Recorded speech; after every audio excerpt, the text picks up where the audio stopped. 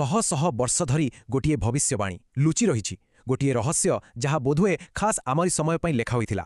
ଏମିତି ଏକ ଚେତାବନୀ ଯାହା ପ୍ରାଚୀନ ପୃଷ୍ଠାଗୁଡ଼ିକରେ କେଉଁ କାଳୁ ଲୁଚି ରହିଥିଲା। ଟିକେ ଭାବନ୍ତୁ ତ ଏହି ଶବ୍ଦଗୁଡ଼ିକ ବିଷୟରେ। ଆକାଶରୁ ମିଳୁଥିବା ଏକ ସଙ୍କେତ, ଆଉ ତା ସହିତ ଏକ ଭୟଙ୍କର ପରିଣାମର ଚେତାବନୀ। ତେବେ ପ୍ରଶ୍ନ ଉଠୁଛି, 500 ବର୍ଷ ତଳେ ଲେଖା ହୋଇଥିବା ଗୋଟେ ଗ୍ରନ୍ଥ କେମିତି ଆମ ଭବିଷ୍ୟତ ବିଷୟରେ ଜାଣିପାରିଲା? ସେଥିରେ ଆଉ କ'ଣ ସବୁ ଲେଖା ଅଛି? ଚାଲନ୍ତୁ ଏକାଠି ମିଶି ଏହି ରହସ୍ୟର ପର୍ଦ୍ଦା ଉଠେଇବା। ଆମେ ଆମର ଏହି ଯାତ୍ରା ଆରମ୍ଭ କରିବା ପ୍ରଥମ ଭାଗରୁ। ଆମେ ଜାଣିବାକୁ ଚେଷ୍ଟା କରିବା ଯେ ଏହି ଆଶ୍ଚର୍ଯ୍ୟ କରିଦେବା ଭଳି ଭବିଷ୍ୟବାଣୀଗୁଡ଼ିକ ଆସିଲା କେଉଁଠୁ। ତେବେ ଏ ମାଳିକା ଜିନିଷଟା କ'ଣ? ଦେଖନ୍ତୁ, ଏଟା କୌଣସି ମନଗଢ଼ା କାହାଣୀ ନୁହେଁ। ଏହା ହେଉଛି ଏକ ପବିତ୍ର ପ୍ରାଚୀନ ଗ୍ରନ୍ଥ ଯାହାକୁ ଆଜିକୁ ପ୍ରାୟ 500 ବର୍ଷ ତଳେ ଓଡ଼ିଶାର 5 ଜଣ ମହାପୁରୁଷ ଲେଖିଥିଲେ। ସେମାନଙ୍କୁ ପଞ୍ଚସଖା ବୋଲି କୁହାଯାଏ, ଆଉ ବିଶ୍ୱାସ କରାଯାଏ ଯେ ସେମାନଙ୍କ ପାଖରେ ଭବିଷ୍ୟତ ଦେଖିବାର ଏକ ଅଦ୍ଭୁତ ଶକ୍ତି ଥିଲା। ଆଚ୍ଛା, ଏବେ କଥାଟା ଆହୁରି ରୋଚକ ହେବାକୁ ଯାଉଛି। ଚାଲନ୍ତୁ ଦେଖିବା, ଯେଉଁମାନେ ଏହାକୁ ମାନନ୍ତି ସେମାନେ କାହିଁକି ଏତେ ଦୃଢ଼ ଭାବରେ ବିଶ୍ୱାସ କରନ୍ତି ଯେ ଏଗୁଡ଼ିକ କେବଳ ଚେତାବନୀ ନୁହେଁ, ବରଂ ଏହା ହେଉଛି ଅଟଳ ସତ୍ୟ। ଏହି ଶବ୍ଦଗୁଡ଼ିକର ଶକ୍ତିକୁ ଟିକେ ଦେଖନ୍ତୁ। ଲେଖକ ଏଠି କେତେ ଆତ୍ମବିଶ୍ୱାସର ସହ କହୁଛନ୍ତି। ସିଧା ସିଧା କହିବାକୁ ଗଲେ ସେ ଦାବି କରୁଛନ୍ତି ଯେ ତାଙ୍କ ଭବିଷ୍ୟବାଣୀ ପ୍ରକୃତିର ନିୟମଠୁ ବି ବେଶୀ ସତ। ତେବେ ମାଳିକା ଅନୁସାରେ ଏମିତି କେଉଁ ସଙ୍କେତ ସବୁ ଅଛି ଯାହାକୁ ଦେଖି ମଣିଷ ସମାଜ ଜାଣିପାରିବ ଯେ ସେହି ମହାପରିବର୍ତ୍ତନର ସମୟ ପାଖେଇ ଆସିଲାଣି? ଏହି ଭବିଷ୍ୟବାଣୀର ସମୟକୁ ଠିକ୍ ଭାବେ ବୁଝିବାକୁ ହେଲେ ଆମକୁ ଆଗ କଳିଯୁଗ ବିଷୟରେ ଜାଣିବାକୁ ପଡ଼ିବ।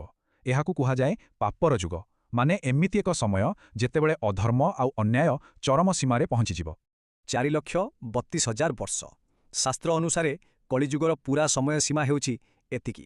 କିନ୍ତୁ ଏଇଠି ଅଛି ପ୍ରକୃତ କଥା। ମାଳିକା କହୁଛି ଯେ ଏହି ଯୁଗକୁ ବହୁତ ଛୋଟ କରିଦିଆଯିବ, ଆଉ ଏହା ମାତ୍ର 5,000 ବର୍ଷ ପରେ ହିଁ ଶେଷ ହୋଇଯିବ। ଆଉ ଏଠି ଆମକୁ ଏହାର ମୂଳ କାରଣ ମିଳୁଛି। ମାଲିକାରେ ସ୍ପଷ୍ଟ ଲେଖା ଅଛି ଯେ ପୃଥିବୀରେ ପାପଭାର ଏତେ ବଢ଼ିଯିବ ଯେ ଏହି ଯୁଗ ନିଜ ବୋଝ ତଳେ ହିଁ ଚାପି ହୋଇ ଭୁଷୁଡ଼ି ପଡ଼ିବ।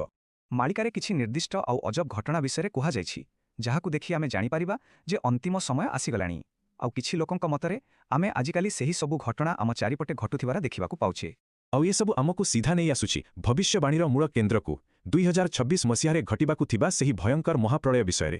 କୁହାଯାଇଛି, ଯେତେବେଳେ ଏକ ନିର୍ଦ୍ଦିଷ୍ଟ ଆକାଶୀୟ ସଂଯୋଗ ଘଟିବ, ସେତେବେଳେ ହିଁ ଆରମ୍ଭ ହେବ ସେହି ଭୟଙ୍କର ଘଟଣାକ୍ରମ। ଆଉ ସବୁଠୁ ପ୍ରଥମ ଘଟଣା ହେବ ଏକ ଭୟଙ୍କର ବିଶ୍ୱଯୁଦ୍ଧ। ଆଶ୍ଚର୍ଯ୍ୟର କଥା ହେଉଛି, ମାଳିକାରେ ଏହି ଯୁଦ୍ଧର ଦୁଇ ପକ୍ଷ ବିଷୟରେ ବି ବହୁତ ବିସ୍ତୃତ ଭାବରେ ବର୍ଣ୍ଣନା କରାଯାଇଛି। କିଏ କାହା ବିପକ୍ଷରେ ଲଢ଼ିବ ସେ କଥା ମଧ୍ୟ। ଆଉ ଯେତେବେଳେ ମଣିଷ ନିଜେ ନିଜ ଭିତରେ ଯୁଦ୍ଧ କରିବାରେ ଲାଗିଥିବ, ଭବିଷ୍ୟବାଣୀ କହୁଛି ସେତେବେଳେ ଖୋଦ୍ ପୃଥିବୀ ବିଦ୍ରୋହ କରିବ ଆଉ ନିଜର ବିନାଶକାରୀ ରୂପ ଦେଖାଇବ। ଏହାପରେ ଆରମ୍ଭ ହେବ ଗୋଟିଏ ପରେ ଗୋଟିଏ ପ୍ରାକୃତିକ ବିପର୍ଯ୍ୟୟର ଧାରା, ଯାହା ପୁରା ଦୁନିଆର ମାନଚିତ୍ରକୁ ସବୁଦିନ ପାଇଁ ବଦଳାଇ ଦେବ। କିନ୍ତୁ କାହାଣୀଟା କେବଳ ସମ୍ପୂର୍ଣ୍ଣ ବିନାଶରେ ସରିଯାଉନି, ବରଂ ସେହି